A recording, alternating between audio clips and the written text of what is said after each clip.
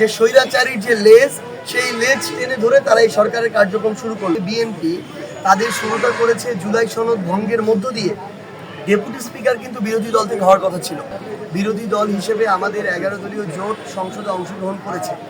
আমরা এই জায়গায় বাংলাদেশের গণতান্ত্রিক উত্তরণে সর্বোচ্চ সহযোগিতাও করতে চাই, কিন্তু আজকে যখন সরকার দল হিসেবে বিএনপি তাদের শুরুটা করেছে জুলাই সনদ ভঙ্গের মধ্য দিয়ে, এটা আগামীতে বাংলাদেশের মানুষের কাছে বিএনপি কিন্তু ভালো বার্তা দিল না।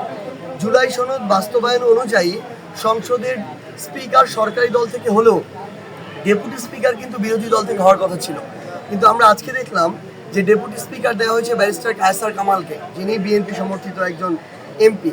তো সেই জায়গা থেকে আজকে প্রথম দিন থেকে ইভেন আপনারা দেখবেন যে আজকে স্পিকার এবং ডেপুটি স্পিকারকে শপথ করিয়েছেন ফ্যাসিস্ট সরকারের রাষ্ট্রপতি। আমরা অন্তর্বর্তীকালীন সরকারের সময়ে আমাদের যে সীমাবদ্ধতাটা ছিল পরিবেশ পরিস্থিতির কারণে, এতদিন পরে একটা নির্বাচনেও যখন সেই ফ্যাসিস্ট সরকারের রাষ্ট্রপতির দ্বারা শপথ করে আমাদের এই যে বিএনপি সরকার বা এই যে নতুন সরকার তারা তাদের কার্যক্রম শুরু করে, আবার তারা ওই পূর্বের যে স্বৈরাচারীর যে লেজ, সেই লেজ টেনে ধরে তারা এই সরকারের কার্যক্রম শুরু করলো, যেটা আমাদেরকে অত্যন্ত মর্মাহত করেছে।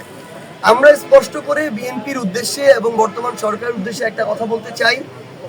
আমরা বাংলাদেশের জনগণ, শুধুমাত্র বিরোধী দল না, পুরো বাংলাদেশের জনগণ এমনকি বিএনপিরও অসংখ্য তাদের সমর্থক শুভাকাঙ্ক্ষী গণভোটে হ্যাঁর পক্ষে রায় দিয়েছে। গণভোটে হ্যাঁ মানে হচ্ছে জুলাই সনদ বাস্তবায়ন হতে হবে। জুলাই সনদ বাস্তবায়ন মানে হচ্ছে সংস্কার হতে হবে এবং গণহত্যার বিচার হতে হবে। এই কাজগুলোকে উপেক্ষা করে বিএনপি এবং এই সরকার যদি মনে করে তারা এই বাংলাদেশে জনগণের বিপক্ষে গিয়ে রাজনীতি করে তারা টিকে থাকতে পারবে, এই সরকারকে টিকিয়ে রাখতে পারবে, সংসদ স্বাভাবিকভাবে ফাংশন করবে, এটা কখনোই সম্ভব নয়।